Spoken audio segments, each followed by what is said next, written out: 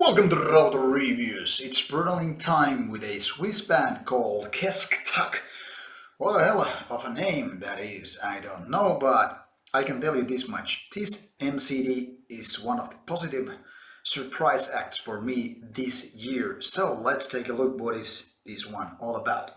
The name of the CD is called, as you can pretty much see, Unwritten Rules Prevail. Now, before I get to actual CD, but I'll try to explain once I kind of unbox this one, is that what the hell is this name all about? I mean, I didn't obviously Google it, I didn't want to spoil it, but to me this sounds like a name from, I don't know, some online role-playing game or Commander or whatever. It wouldn't have gotten my attention. Here's the band picture, by the way, from the inlay, and the track list. A MCD with 22 minutes. So for me, this kind of name wouldn't have gotten my attention, like ever, released by Arcades. And I could have probably passed this one easily, just because of that kind of a silly name. But luckily, I try to listen to these kind of releases with an open mind. So I was just, let's check this one out and see what it has inside. And this one got me on a positive way. The thing is, Kess'khtak, this Swiss band, this plays modern death metal. Now, some people, modern death metal sounds like a curse. It is not anything good coming from that direction. Luckily, I'm not one of those guys. I'm kind of fortunate to actually like modern take also.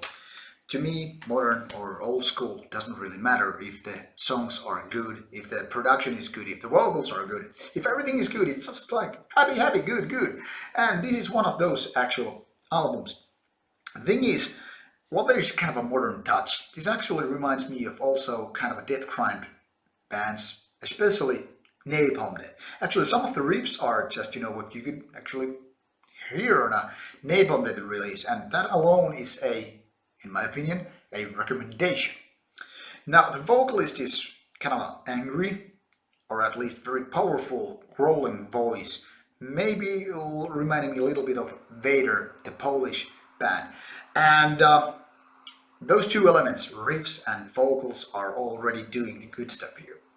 Now, the production is very, very solid and strong. It's just something that kind of supports like a fist in your face, kind of intensity. And on top of that, those songs don't have this kind of extra fat in them. They're usually just like 2-3 minutes long, so they don't get boring at any point. It's just this kind of a fast tempo brutality beating that, just feels like relentless, lesson of violence and all that stuff. There are some elements which I don't think are that great, but those are really, kind of details, Just like there's a short scratchy part, which a colleague of mine like, oh, now it's coming, but it's also over so fast, you don't basically pay attention to that because it doesn't really matter. What matters, then again, is that this MCD, like I said, there are no extra stuff which would get you boring. It's 22 minutes of intensity. Maybe just the last track has a little bit of extra fat in the outro, but it doesn't really matter because it's so short. And once you're done with it, you can just give it an extra spin and enjoy yet another ride with Kess'khtak.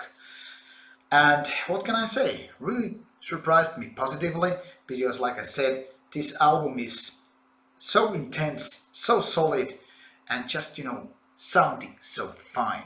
So death metal or death grind, not so much deathcore as some sources claim this to be.